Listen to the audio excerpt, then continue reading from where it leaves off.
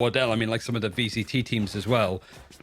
Maybe they dropped Kellogg's and brought back Mixwell for that reason alone. Maybe this isn't the only map we're going to be seeing Mixwell playing that Sentinel on, because if it opens up Nukier on the Raze or another duelist, well then, that's where you get G2 firing on all cylinders. That's very much the case here. Tour de Force dedicated, and his defenders going out for a wide aggressive peak. The Orbital Strike is going to keep them in place, but Bone Cold gets caught out in the open. Yeah, Bone Cold going down early again is a big problem here for Acend. The first time they've had a rifle back in a while, and they've been caught with a player down. And Zeke, oh, he jumps up into the fight while he's slowed, while he's stunned, and that will cost him his life. CNED now left in the clutch. 1v4, and if there is a man to pull off a miracle round for Acend, it would be this guy. We'll see if he can do it. He's found another, rises up his teammate, and Mixwell, he's slowed back. CNED swings! Oh my God, that is a miracle for CNED, and suddenly it's just Meadow left in the 1v2.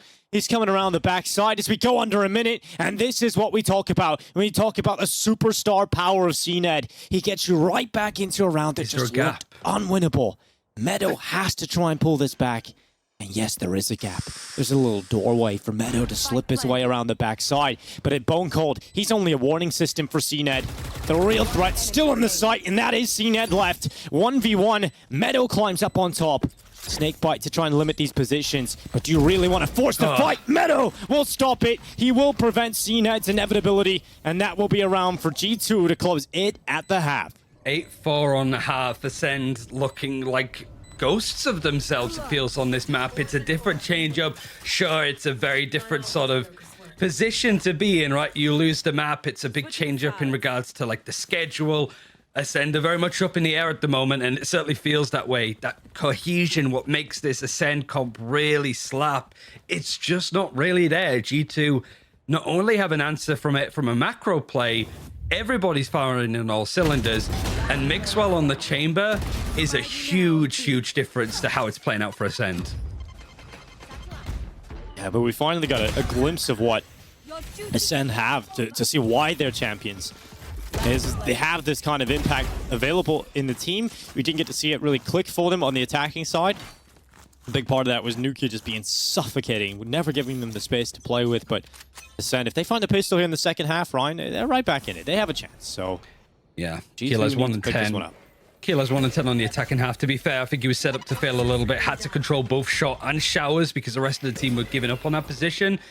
Now Acend on the defense can have a lot more control. 3 players over on this A site. 1 in lamps being Bone Cold with a brimstone. Has that classic and a mollet just to make sure, but this is a nice little lurk up. They're going to expect this amount of players to make their way in. Bone Cold has a lot of work to do. Well, he's going to molly and buy some time, and Hootie, nice headshot. That's going to be Starkso down and out. Bone Cold's turn from the lamps. His teammates step up, and alongside Bone Cold, it's Zeke who gets the double, and it's just Hootie left, and he is out of play. Defuse picked up and Acend. They find the pistol. First step of a long road back into this, but they do it in style. You say style, it was mostly right-click classics. No. The sheriff style, it was beautiful. From oh, yeah, that aspect of it. But Bone Cold, it's just that kind of decision-making too, of like setting up the molly, trying to play off of it to get the right kind of angles, kind of knowing that G2 were trying to push up from that position again. It was sort of like all funneled into one spot. And even then, like, you have Zeke just watching towards showers to get that kill onto Nukier. He sort of knows how pivotal that position could be on the defense.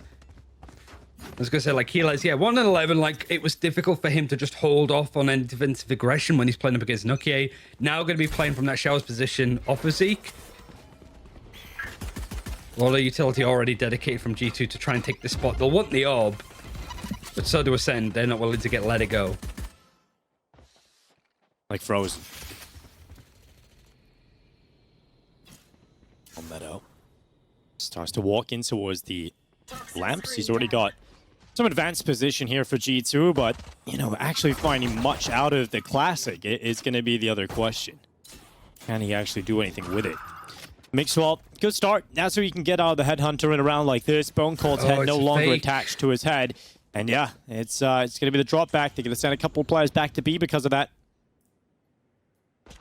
So also you have Acend not playing for lamps because it's an eco. It could be a shorty around the corner, could just be a classic right click, do a lot of damage. They're playing well off of it. Starkso back in that position he started in. This flash should be a dead giveaway of what the plan's going to be.